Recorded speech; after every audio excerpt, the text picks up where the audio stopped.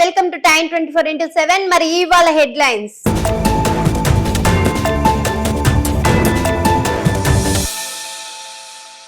WhatsApp privacy విధానంపై America కార్డులో దావా. యూజర్ల ప్రైవేట్ మెసేజ్లను మేటా యాక్సెస్ చేయగలదని ఆరోపణలు పూర్తిగా అబద్ధమని కొట్టిపారేసిన మేటా సంస్థ. వాట్సాప్ సురక్షితం కాదంటూ వివాదంలోకి ఎలాన్ మస్క్.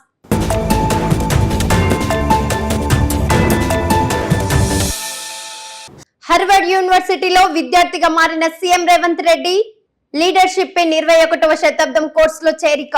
భారీ హిమపాతం, ప్రతికూల వాతావరణంలోనే తరగతులకు హాజరు. సీఎం అమెరికా పర్యటనపై ప్రతిపక్ష బీజేపీ విమర్శలు. ప్రజా బాధ్యతల కంటే వ్యక్తిగత ఆకాంక్షలకే ప్రాధాన్యత అని ప్రశ్న.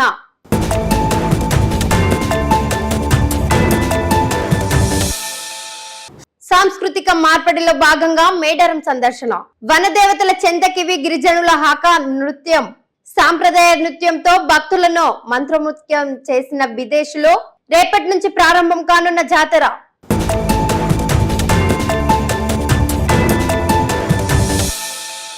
ప్రస్తుతం 1,60,000 వద్ద ధర ఊగిసలాట. ఈ ఏడాది చివరి నాటికి 2 లక్షలు దాటుతుందని లండన్ బ్యూరెన్ మార్కెట్ నిపుణుల అంచనా. గతంలో ధర రెట్టింపు కావడానికి 4 ఏళ్ల సమయం. ఇప్పుడు 2 ఏళ్ల కాలంలోనే ధర రెట్టింపు. పసిడి నిల్వలు పెంచుకుంటున్న భారత్.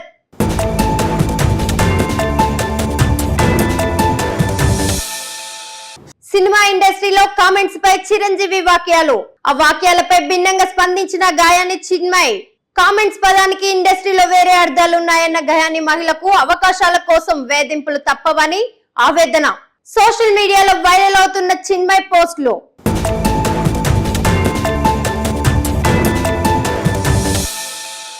T20 ప్రపంచ కప్ కవరేజ్ కోసం దరఖాస్తులు చేసుకున్న దాదాపు 150 మంది బంగ్లా జర్నలిస్టులు. ఐసీసీ నిర్ణయం వెనుక బలమైన కారణాలు ఉన్నాయంటూ క్రీడా వర్గాల్లో ప్రచారం. జర్నలిస్టులను దూరం పెట్టడంపై బంగ్లాదేశ్ మీడియా సంఘాల నిరాశన.